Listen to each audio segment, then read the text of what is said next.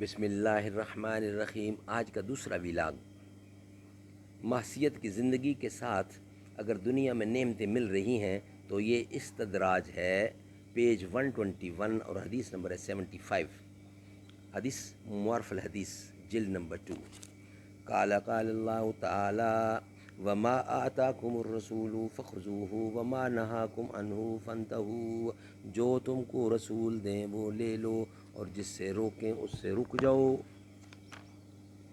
معرف حدیث احادیث نبوی کے ایک جدید اور جامع انتخاب، اردو ترجمہ اور تشریحات کے ساتھ،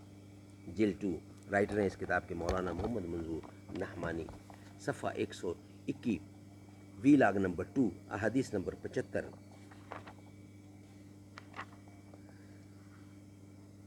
موت کے نام کا خوف دیتا ہے کیوں،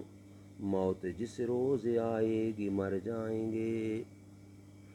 عقبہ بن عامر سے روایت ہے کہ رسول اللہ صلی اللہ علیہ وسلم نے فرمایا، جب تم دیکھو کہ اللہ تعالیٰ کسی بندے کو اس کی معصیت، کوشی اور نافرمانی کے باوجود دنیا کی وہ نعمتیں، مال و دولت اور راحت و عزت وغیرہ دے رہا ہے جن کا وہ بندہ خواہاں اور طالب ہے، تو سمجھ لو کہ وہ اس کے حق میں استدراج ہے۔ یہ فرمانے کے بعد رسول اللہ نے بطور استشہاد کے قرآن مجید کی یہ آیت تلاوت فرمائی، فَلَمَّا نَسُوا مَا ذُكِّرُوا بِهِ الآیتی، جس کا ترجمہ یہ ہے کہ جب انہوں نے بھلا دیا ان باتوں کو جن کی ان کو نصیحت کی گئی تھی، تو ہم نے کھول دیے ان پر دنیا کی سب نعمتوں کے دروازے، یہاں تک کہ جب وہ ان نعمتوں کے ملنے پر خوب مست ہوئے اور اترائے تو ہم نے ایک دم ان کو اپنی سخت پکڑ میں لے لیا، بس وہ حیران و شش در اور آئندہ کے لیے بالکل نا امید ہو کر رہ گئے۔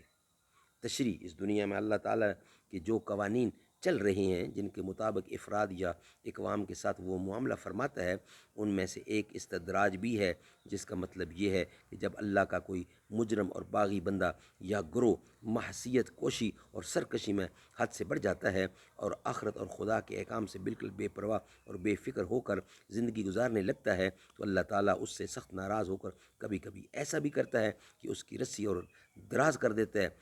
اور کچھ مدت کے لیے نعمتوں کے دروازے اس پر کھول دیے جاتے ہیں تاکہ وہ اور زیادہ اطمینان اور سرمستی کے ساتھ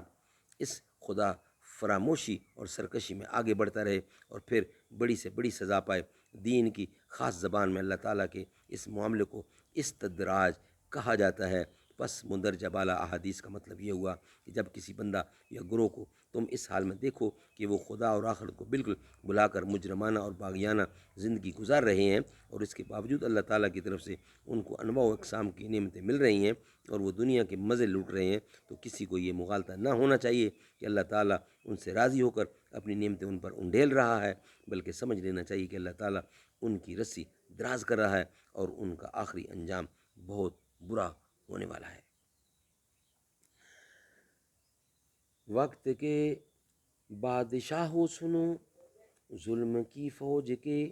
سربراہوں سنو، قاتلوں کے سبھی خیر خواہوں سنو، اے سیاست کے مغرور شاہوں سنو، نہ ادھر جائیں گے نہ ادھر جائیں گے، بن کے خوشبو فضا میں بکھر جائیں گے، کہ مت سمجھنا ڈرانے سے ڈر جائیں گے، اب کہ ساری حدوں سے گزر جائیں گے، موت کے نام کا خوف دیتا ہے کیوں، موت جس روز آئے گی مر جائیں گے۔